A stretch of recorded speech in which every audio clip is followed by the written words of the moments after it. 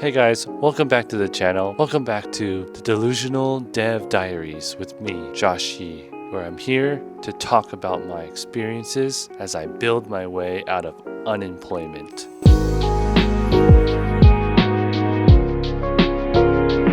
Anyways, I just wanted to give an update on something that has been sitting with me for a while. So last time I talked about an indie SaaS called InquireLead that didn't do so well, and I was going to do more marketing on it and stuff. Well, basically I haven't really done much with it. It's kind of just sitting there now, and I kind of pivoted. And you might say, well, Josh, you're giving up too fast. And maybe so, but I don't know. I am burnt out and I kind of want to pivot and try something new.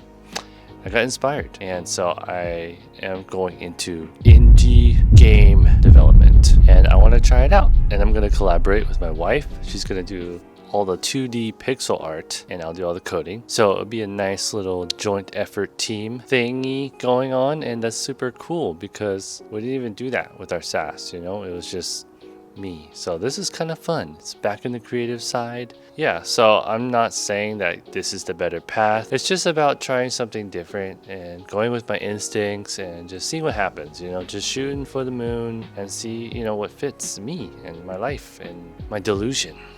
So the first thing I want to talk about is why SaaS just started to feel off for me. It just feels like distribution has taken over and destroyed everything. Maybe it was always like that, but it's more so now. When I first got into making my SaaS, I thought the building part was the hardest. That's not even the case now with AI. Anyone can spin up some random app in one day. Whether it's good, if it works or not, I guess it doesn't matter if they're the king at SEO and distribution and everything, and they get people to pay and then leave, but they've still got the money. So anyways, it feels like the real game with indie SaaS is all about the marketing. It's all about the content, the SEO, Twitter followers, the Reddit posts, just staying as visible as you can and just continuing to push your thing forward and forward and forward and forward. And just trying to stay ahead of the 10,000 other productivity apps out there. And some people are good at that. Some people like doing that, but that's just not me. I don't know. Maybe because they already have a following, so it's fun, but at this point, it just gets exhausting. I just want to try something new. But yeah, with SaaS, it just feels like it's a constant grind, constant maintenance. It feels like if you're not doing something, you're behind. And then another point is that even small SaaS is not that small. You still got to deal with account management, Stripe, payments, support, constant support, onboarding, bugs, dependency updates, just never ever ends. Another thing is that the indie SaaS scene feels so recycled. It just feels like the same stories, the same posts, everything that you see on Twitter, or Reddit, like how I gained 10,000 MRR in 3 months, here's how I did it. And it's just an AI generated post. It's like, oh, here we go again. Oh, here we go again. But it's just exhausting, and it feels so fake. Maybe I'm just old. So the question is, why game dev? Isn't game dev harder? That's what she said. Yes, game dev is harder. It's riskier. It takes a longer time. Yeah, still no guarantee of success on anything. But I would say the shape of that work to get to that endpoint feels different than SaaS. And that difference matters more to me than I thought it would. And one point I would say is that once you're done with the game, it's done. It's pretty much done.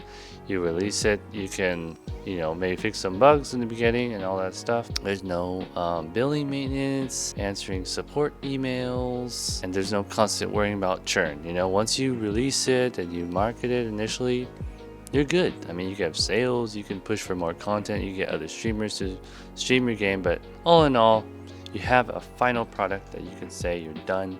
People can play it from years on out. So yeah, it's a nice feeling, right? It's like you make an art piece, done, you made that drawing, you made that painting, and you're done. You hang it on your wall, make a new one. Another thing that has pulled me toward game dev is just the creative art side of it. I studied film in college. That was my original major, and I come from a film background. So just the whole aspect of game dev, with the art side of it, just kind of resonates well with me. So when you make a game, it's like you're making a product, a thing that somebody can talk about, to experience, to play, to share, and to react to.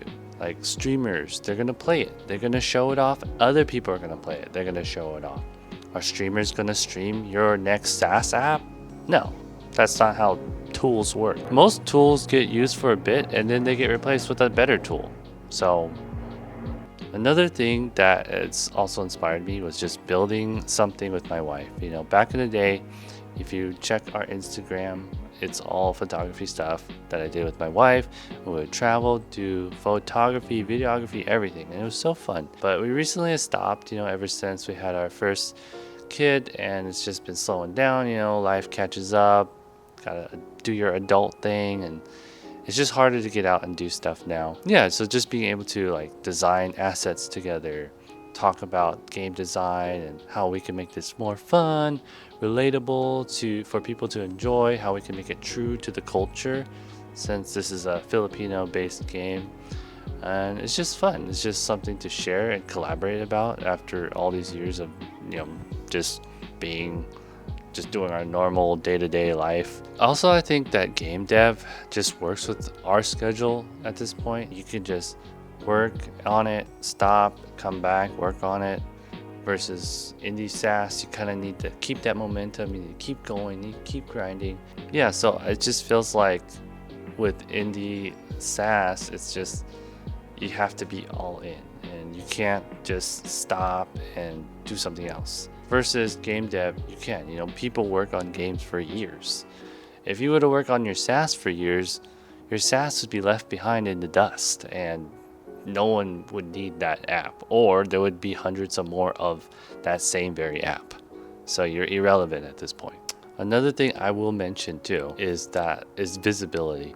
You know, distribution with games, with indie SaaS, with anything is hard in general, right? With even just shooting YouTube, getting subscribers, getting Twitter followers, all that's super hard. But I would say that with this game and just being on the Steam platform, it has its advantages because of the platform itself. You know, we're gonna have wish lists, right? Demos, festivals, and just feedback. I think it's just so much easier to see the progress. People know like, oh, I only got 1,000 wish lists. That's pretty indicative of how much, you know, sales you're really gonna get. And I think it's easier to get the distribution, right? If your game is truly good, streamers are gonna pick it up, and that's gonna help a lot. Versus your SaaS, you know, if you don't even already have a method to market it, you're pretty much screwed. Another thing too, I'm super inspired by this other couple called Nessie Games. They're a husband and wife couple that have a studio that they made their first game, and the husband had the same story as me, a very similar story where he was a dev, self-taught, couldn't get a job, and it just took forever. So they tried the indie game dev route, and they had a big success with their first game. It's crazy. Like, they made 28K in the first month. You know, that's insane for your first game. And the wife does the art, he does the coding. So it's like, oh my goodness, how can I not try, right? It's just so cool. So yeah, that's pretty much it. I'm not quitting SaaS, you know, I'm not saying one is inherently better than the other, obviously. I'm just trying something else, man. I'm just as clueless and delusional as everyone else. And yeah, I'm really hopeful though. I think it'll work. I think with this game dev, I should be able to make some money. Maybe not a lot of money, but I think more than InquireLead. I should be able to make my Steam Works fee money back, which was $100. So hopefully I could do that. We already started. The game is called Sarimanok, the Night of the Swan, and it's kind of like a Filipino vampire survivors game. That's kind of the whole inspiration behind it. But it's just funny because you play essentially a rooster, a legendary rooster, and you got to defend your farm from all the aswang, which is like these mythical Filipino creatures, and you got to survive, you know, through the night, and which is like 30 minutes in real time.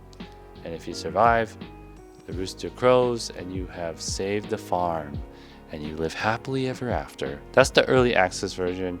I'm gonna do a demo, maybe like a 15-minute demo or something like that. I don't know, 10-minute demo. I'm hoping it will help generate some hype, and then my wife's gonna give birth, and then I'll continue to work on it, and hopefully, if the demo validates us to continue building, then we'll continue building the full game. Will this be life-changing money? I don't know, but we gotta try. I'm inspired. I'm excited. So you can stay tuned. I'll keep you guys updated on this whole shebang. All in all, just trying to give out my life lessons and just the journey and sharing. So yeah, this is me doing my thing, just trying something new, hoping for the best. I'm not saying anything's better than the other. I'm not claiming to be an expert or have all the answers, but this is it. This is a journey. So I'll keep you guys updated. Thank you for watching. Don't forget to subscribe, and I'll see you guys next time on Delusional Dev Diaries. Yes!